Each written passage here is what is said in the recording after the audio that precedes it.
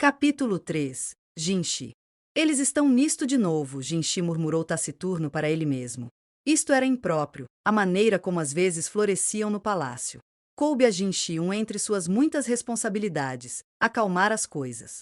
Como ele vadiou em uma multidão, Jinshi andando na multidão como se o alvoroço não o preocupava. Ela era uma menina pequena com sardas salpicando a nariz e bochechas. Não havia nada mais distintivo nela, exceto que ela não prestou atenção em como todos em Jinshi, como ela caminhou murmurando para ela mesma. Não se passou nem um mês depois que se espalhou a notícia de que o jovem príncipe havia morrido. A consorte Li Hua estava consumida pelo choro e estava mais magra do que nunca, ela não mais considerada a rosa florescente da corte. Talvez ela sofresse da mesma doença que do filho, ou talvez isto era uma aflição do espírito que arruinando dela. Sem considerar, ela poderia dificilmente ter esperança para outro filho em tal doença. Princesa Lingli, a meia-irmã do príncipe morto, breve recuperada de sua indisposição, e ela e sua mãe se tornaram um grande conforto para o imperador enlutado. Na verdade, parecia provável que o consorte Gyokuyou pudesse em breve ter outra criança, dada a frequência de visita de Vossa Majestade. O príncipe e a princesa sofreram ambos da mesma misteriosa doença, ainda um tive recuperado enquanto o outro tive sucumbiu. Poderia isto ser a diferença de idade entre eles? Faziam apenas 3 meses, mas tal período poderia fazer uma diferença significativa na resiliência de uma criança. E quanto a Li Hua? Se a princesa havia se recuperado, então havia todos os motivos para o consorte deveria ser capaz também. A menos que ela estivesse sofrendo principalmente psicológico choque de perder o filho. Jinshi revirou esses pensamentos em sua cabeça enquanto revisava alguns papelada. Se houvesse alguma diferença entre 2 crianças, talvez isto com consorte Gyokuyou. Estou saindo por enquanto, Jinshi disse carimbando final página e prontamente saindo da sala. O princesa tinha em suas bochechas um rosado como pães cozido no vapor. Sorriu ele com toda a inocência que uma criança poderia reunir. Sua pequena mão fechada em punho envolta o dedo de Jinshi. Não, criança, deixar ele ir, disse a mãe, a ruiva, repreendendo suavemente. Ela envolta o bebê em roupas e colocou abaixo para dormir no berço. A princesa, aparentemente com muito calor, chutou as cobertas e deitou-se assistindo o visitante, gorgolejando alegremente. Eu presumo que você deseja me perguntar algo, disse a consorte, sempre aperceptiva. Jinshi, como fez o princesa se recuperar da saúde? Consorte Gyokuyou se permitiu o menor dos sorrisos antes de puxar um pedaço de pano de uma bolsa. O pano havia sido arrancado de alguma coisa e foi adornado com personagens desajeitados. Não só a caligrafia era irregular, mas a mensagem parecia ter sido escrita com manchas de grama, então em alguns lugares escrito era desbotado e difícil ler. Seu pó é tóxico. Não deixar isto tocar o bebê. Talvez a vacilante qualidade da caligrafia era o que tinha.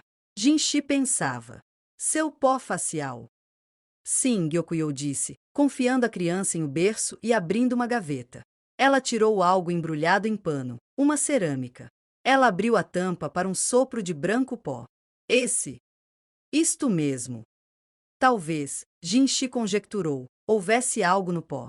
Ele lembrou que Gyokuyou, já possuindo a pele pálida que era tão valorizada na corte, não precisou usar o pó para tentar ficar mais lindo. Consorte Li Hua, em contraste, visto então pálido que ela usado mais isto todos os dias para esconder a condição dela. Minha princesinha é uma menina com muita fome, disse Gyokuyou. Eu não faço leite suficiente para ela, então contratei uma enfermeira para ajudar. Às vezes, mães cujas crianças que morreram logo após o nascimento encontraram trabalho como amas de leite. Este pó de rosto pertencia às mulheres. Ela disse isto porque era mais branco que outros pós. E onde é estar essa enfermeira agora? Ela ficou doente, então eu demiti dela. Com amplos fundos para sustento. Falou como uma mulher que era ao mesmo tempo intelectual e talvez muito tipo para o seu próprio bem. Então digamos que havia algum tipo de veneno no pó facial. Se a mãe estivesse usado, teria impacto na criança. Se o que quer que estivesse no pó fosse no leite materno, pode até acabar no corpo da criança. Nenhum Jinshi nem Gyokuyou sabiam que tal veneno poderia ser. Mas se o era para acreditar na mensagem misteriosa, foi assim que o jovem príncipe conheceu seu fim. Por simples pó facial, maquiagem usada por qualquer número de pessoas no Palácio dos Fundos.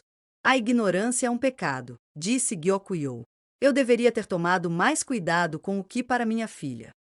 Eu sou culpado do mesmo crime, Jinshi disse. Isto era, em última análise, se o filho do imperador se perdesse.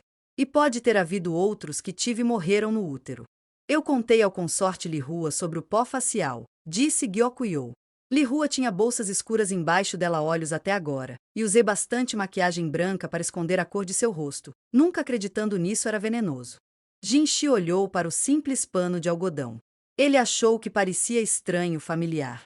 A qualidade hesitante dos personagens parecia ser um estratagema, mas a mão tinha uma qualidade inconfundivelmente feminina. Quem deu isso a você? E quando? Chegou o dia em que exigi que o médico examinasse minha filha. Tenho medo de só conseguir lhe causar problemas, mas isso aconteceu perto da janela depois. Isto era amarrado a um galho de rododendro. Jinshi lembrou-se da comoção daquele dia. Tinha alguém na multidão notou algo, percebeu algo, deixou uma palavra de advertência? Mas quem? Não doutor em o palácio seria recorrer para tal tortuoso método, ele disse. Eu concordo. E nunca fiz parecer saber como tratar o príncipe. Todos que comoção.